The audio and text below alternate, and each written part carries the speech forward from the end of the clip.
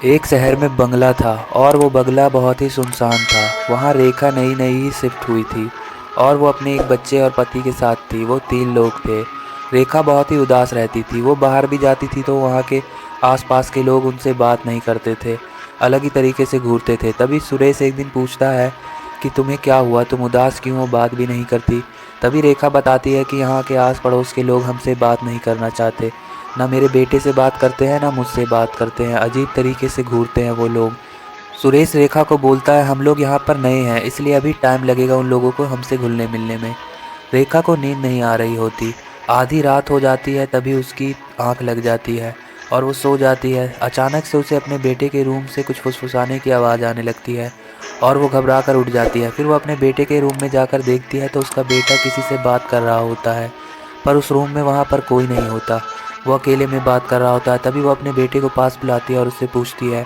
तब वो बोलता है कि माँ, मेरी एक दोस्त है रानी नाम की, उसी से बात कर रहा हूँ। उसने किसी से भी बताने के लिए मना किया है, ये सीक्रेट है माँ। वो गुस्सा हो रही है, तुम भी यहाँ से बाहर जाओ। वो बाहर जाने के लिए बोल रही है, वो बहुत गुस्सा हो रही है माँ। तभी उसकी माँ बहुत ज़्यादा ही घबरा जाती है। वो बोलती है कि ये पता नहीं क्या कर रहा है और वो वहाँ से जाती है और सुरेश को ये सारी बातें बताती है। तो सुरेश बोलता है कि वो तो बच्चा है, वो तो ऐसे नाटक करेगा ही, और तुम उससे जाकर अचानक से पूछोगी तो वो झूठ बोलेगा ही। और फिर वो किसी काम से रात में बाहर चला जाता है। चिंटू अपने घर रूम में सो रहा होता है और उसकी माँ का भी रूम उसके बगल में ही होता है, पर रेखा को नींद नहीं आ रही होती। वो खिड़की पे खड़ी होती है, तभी देखती है एक काला साया सा उसके सामने से पार होता है और वो चिंटी के रूम की तरफ चला जाता है। चिंटू का दरवाज़ा खुलता है और कोई अंदर घुस जाता है।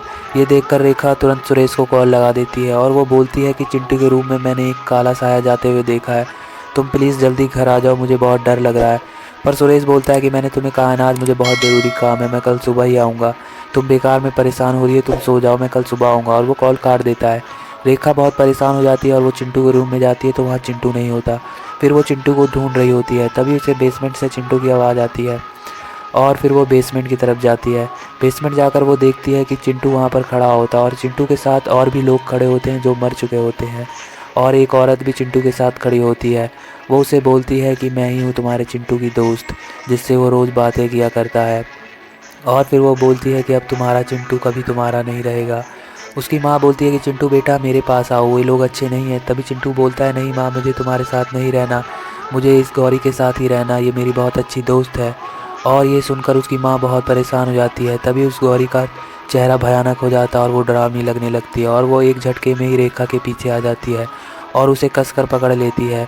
और फिर वो चिंटू को बोलती है कि चिंटू जल्दी से अब इसका गर्दन सर से अलग कर दो, हम लोगों को इसका खून पीना है, जल्दी करो।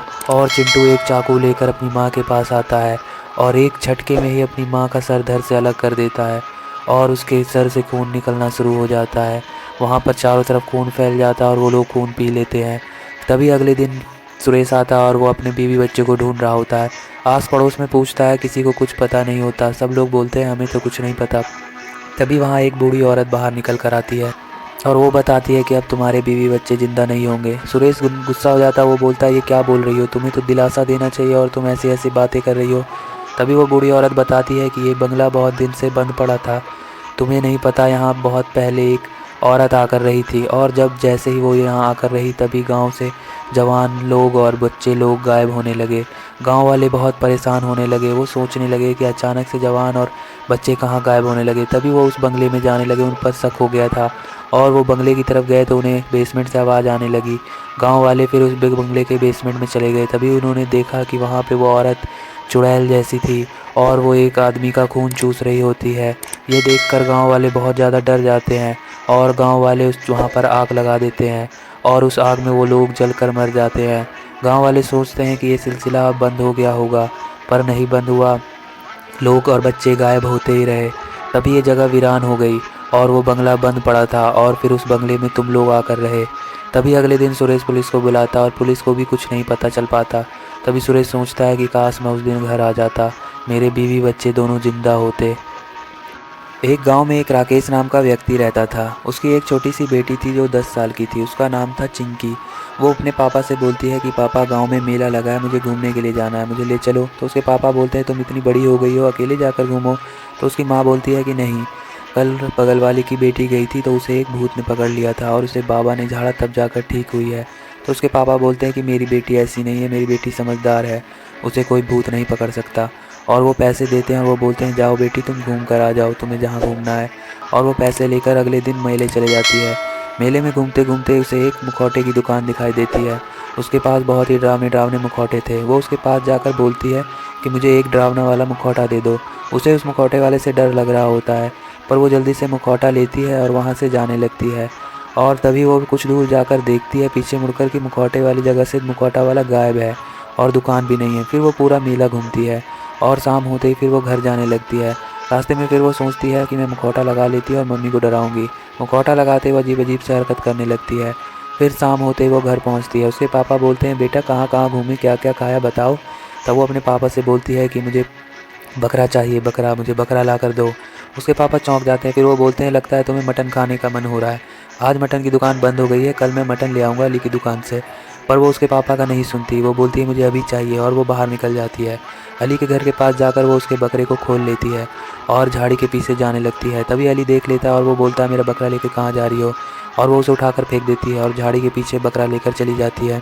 चिंकी के पापा उसे ढूंढते ढूंढते अली के घर के पास आते हैं। तो अली उसे बताता है कि आपकी बेटी के ऊपर एक शैतान चढ़ा हुआ है जो बहुत खतरनाक है, वो बकरा लेकर मेरा उस झाड़ के पीछे गई है। तभी वो उस झाड़ी से निकलकर बाहर आ रही होती है। उसके पापा बोलते हैं इसका सबसे पहले मैं मुखौटा ही उतारता हूँ, तभी सब ठीक होगा।